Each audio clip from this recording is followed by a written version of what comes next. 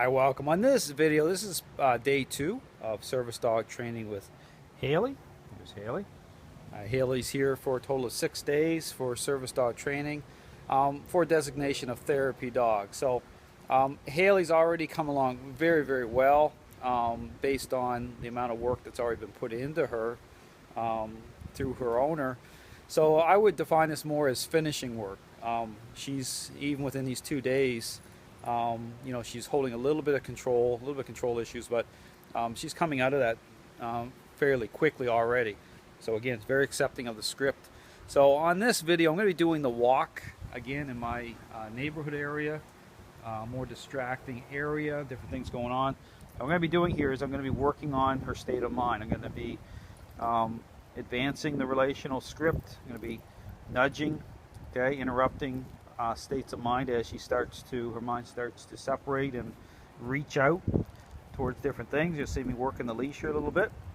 Just with tapping, I'm going to be one-handing this, so it does make it a little bit more, you know, a little more challenging. But again, it's just about how you manage the technique. So, and I'll be stopping her. I'm going to be stopping her lots along the walk as well. So again, we move forward with her. So again, just when I move forward, you get kind of a bird's eye view of this. As I move forward here, I'm going to nudge. Immediately going to put her into a sit position. She defaults into it, which is great.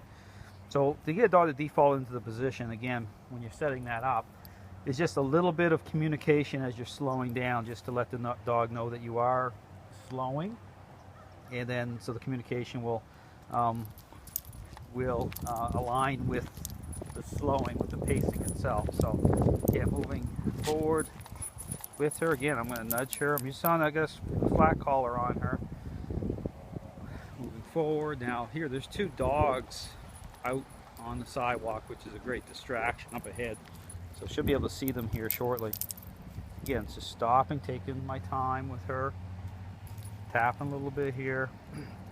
So here what you're doing too is when you're watching for the level the dog is separating, the mind separating, what you do is you'll look at the tension level, you'll look at the level of fixation. Okay, so even when I'm tapping the leash here a little bit, you know, I'm getting information from how she responds to that. Okay, so here I tap a little bit, put a little bit of demand on her as I go. Again, tap. Now here I'll wait a little longer. So if I feel that she's wanting to go, okay, you know, I'll stop. I'll stay put here for an extra little bit until I decide that she's getting more kind of relaxed a little bit. So I move forward, tapping as I go. I'm going to stop. She's fixating, so she sees those dogs up ahead here a little bit. Just taking my time, moving forward. So when you do this type of exercise, remember, it's not about distance, okay? Don't think about how far you want to go. Focus on where the mind of the dog is traveling, okay? It's about the mind, not the body that way. So, because again, you could focus on distance and the dog is going to gain through that if you're not working the script properly, the methodology properly. So you want to make sure you have good communication going, really get in tune to the state of mind of the dog. So right here, same thing. Stop. Take your time. So you may have to stop a lot at first. A lot of sitting. Working the leash. Take your time. Move forward. So I'll move forward once again, as soon as you feel like, again, as you're moving forward, when you feel like you got to nudge too much, the dog is trying to get out ahead. Stop. It's always best just to stop, kind of regain the method, get the method going again to reestablish a good follower state of mind, and then move forward. Again, just take your time, move forward. Left leg goes forward. Dog's on my left side. My left leg is going to advance out first. Even as you're walking, you do want to assert influence, okay? You want to keep that communication going. Tapping.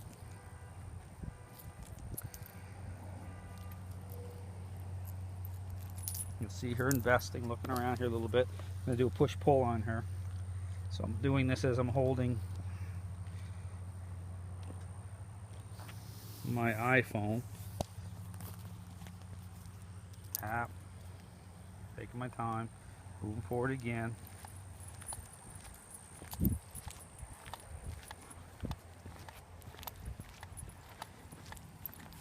Stop again. Defaults into the sit.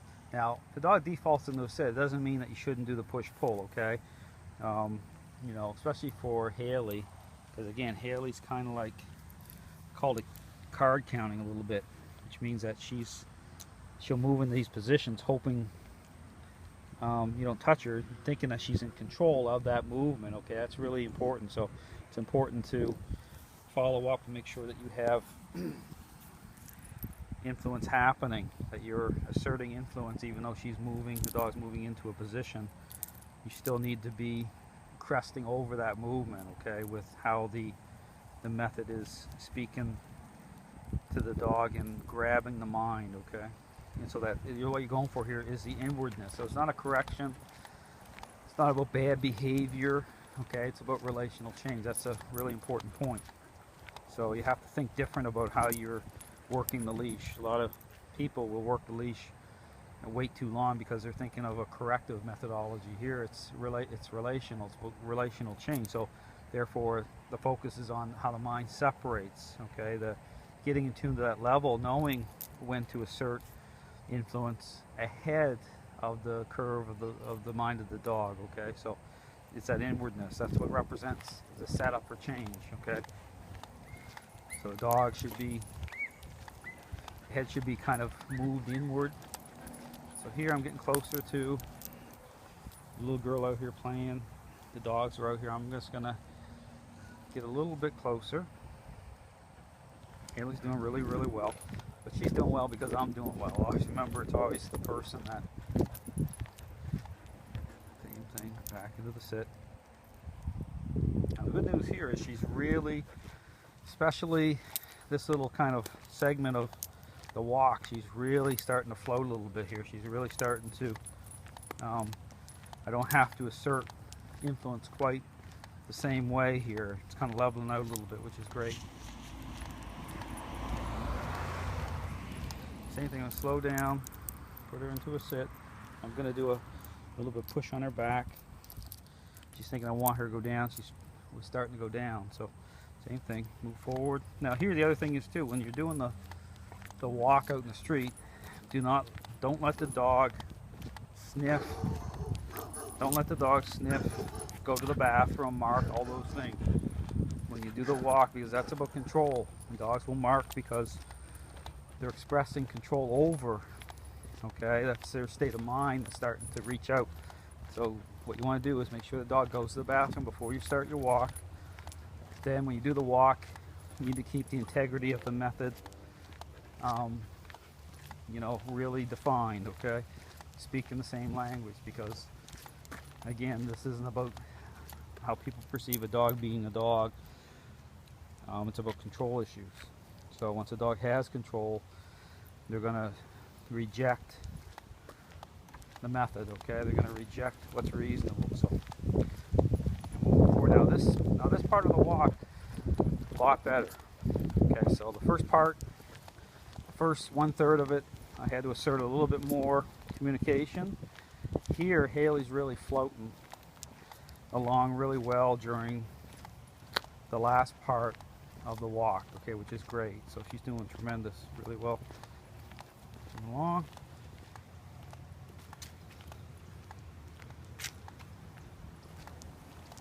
Tapping the leash a little bit. Doing really good. Back into the sit. Great. So I gave you a brief glimpse into the walk with distractions. So Haylee is doing absolutely fantastic. Again, the first third of the walk, first part of the walk, a little more communication to get a kind of a rhythm going, to get her state of mind into a follower, more of a follower state.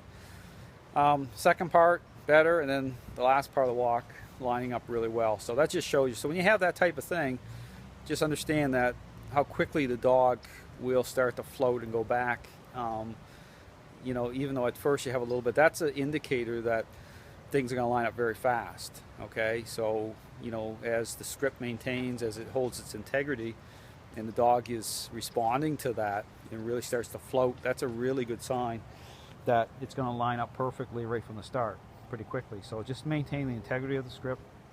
Anyway, she's doing really, really well, and I'll give another update here in a little bit. Thanks for watching.